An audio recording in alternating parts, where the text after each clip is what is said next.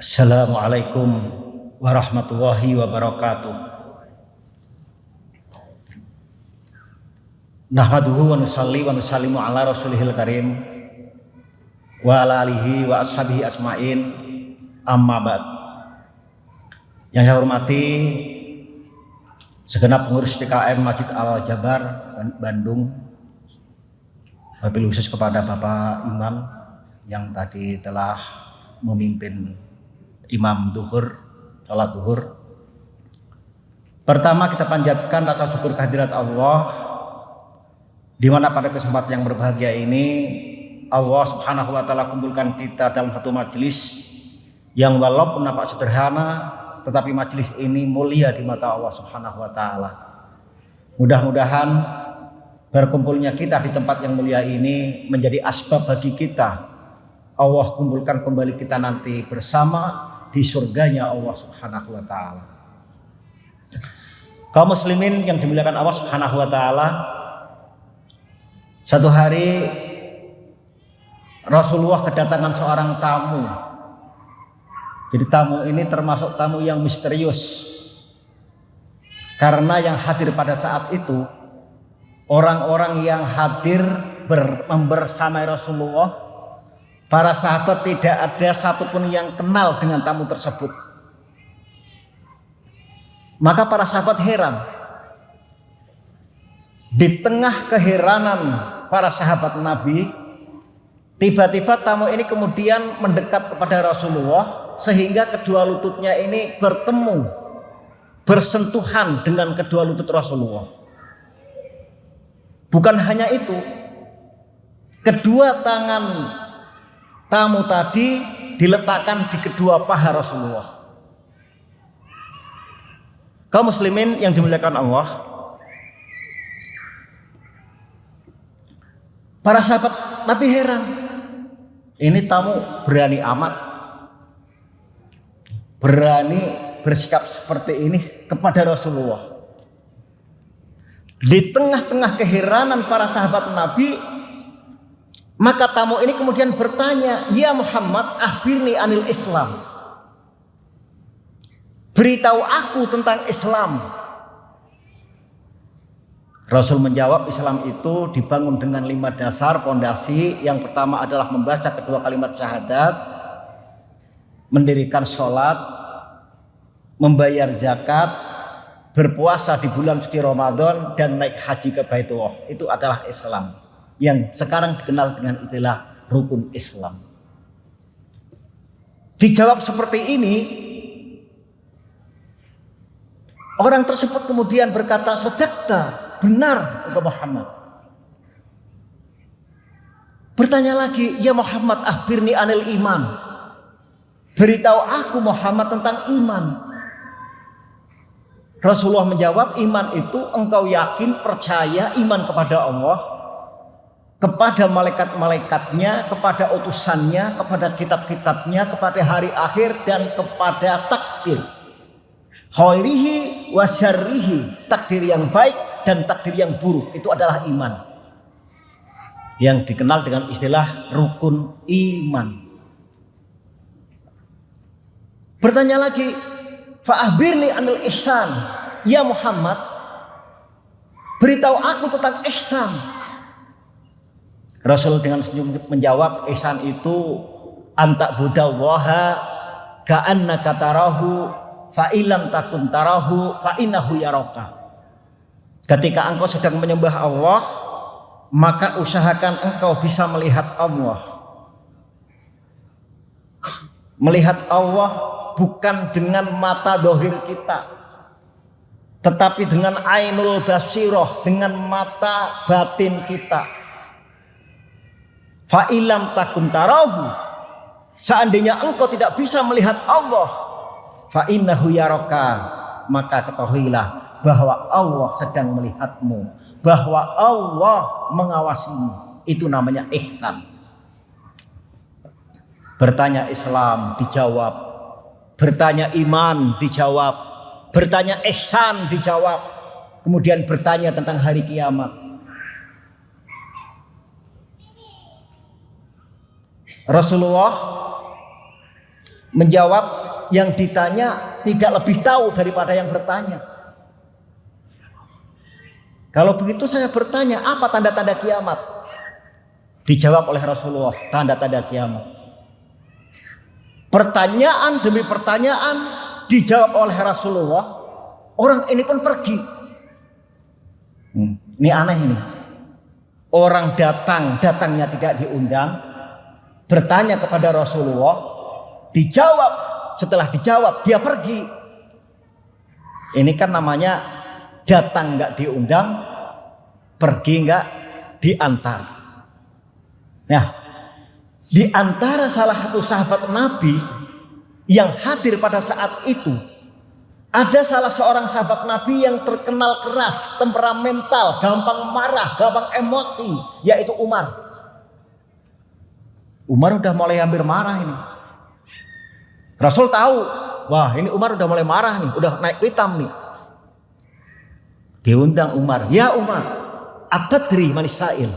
Tahukah kau Umar, siapa orang yang bertanya tadi? Umar menjawab, Allah dan Rasulnya yang lebih tahu. Jamaah yang dimuliakan Allah. Kemudian apa kata Rasulullah? Rasul kemudian menjawab, fa innahu Jibril. Dia adalah malaikat Jibril. Datang menyamar sebagai manusia, dan para sahabat Nabi tidak tahu bahwa itu adalah Jibril. Setelah Jibril pergi, baru tahu, diberitahu oleh Rasulullah bahwa yang datang barusan adalah malaikat Jibril.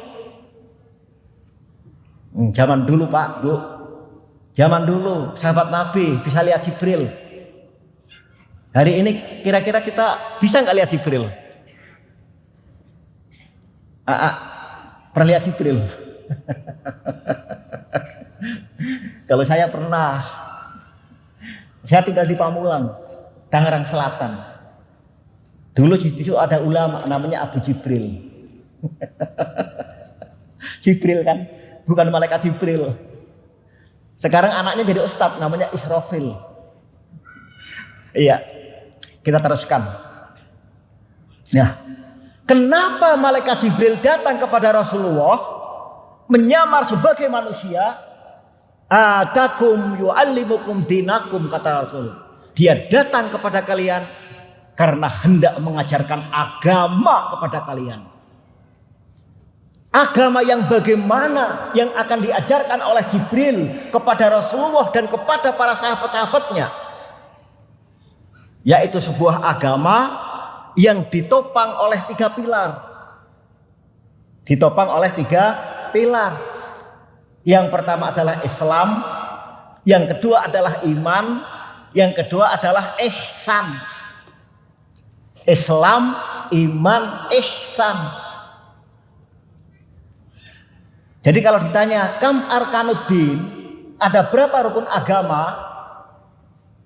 Rukun agama adalah 3. Yang pertama adalah rukun Islam, yang kedua adalah rukun iman, yang ketiga adalah ihsan. Itu namanya rukun agama. Tapi kalau ditanya kam arkanul Islam, ada berapa rukun Islam? Arkanul Islam khamsatun. Rukun Islam ada 5. Jadi beda Pak. Rukun agama dengan rukun Islam itu beda. Kalau rukun agama itu ada 3. Kalau rukun Islam itu ada 5, ya. Islam, iman, ihsan. Nih, ada kamera. Bawahnya ada tripod. Tripod punya 3 kaki, ya kan? 3 kaki nih tripod. Nah, ini 3-tiganya itu harus kokoh. Kalau salah satu kaki ini patah, apa yang terjadi? Jatuh, ya, nggak imbang. Demikian juga dalam Islam ini, kalau agama kita ingin kuat, agama yang ada dalam diri kita ini ingin kuat, atau umat Islam ini menjadi umat Islam yang kuat, maka ketiga pilar ini harus ada. Yang pertama adalah Islam, yang kedua adalah iman, yang kedua adalah ihsan. Sayangnya hari ini banyak di antara kita umat Islam di Indonesia, bahkan di Asia Tenggara, yang kurang mengenal atau kurang familiar dengan ihsan. Hari ini kita baru sebatas Islam, iman, kan begitu. Ya kalau nggak percaya coba dengerin, ada tokoh disuruh pidato, tokoh masyarakat, Bapak Ibu yang dimuliakan Allah, alhamdulillah pada malam hari ini kita bersama-sama mengadakan Maulid Nabi. Kita diberi kesehatan oleh Allah, kita bersyukur, kita diberi nikmat Islam dan nikmat iman. Titik. Ihsannya tidak disebut. Kenapa? Kurang populer, Pak. Bapak kenal ihsan? Kenal. Siapa? Itu yang jualan mie ayam? Bukan ihsan. Jadi Islam, iman, ihsan. Rukun agama itu ada Islam, ada iman, ada ihsan.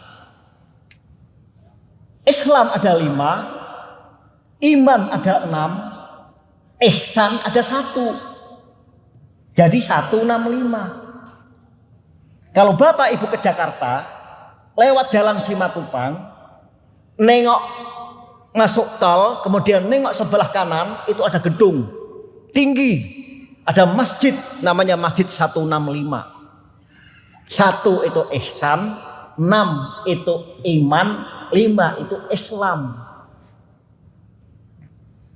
Jadi dalam agama ini seyogyanya kita bisa mencakup Islam, iman, ihsan.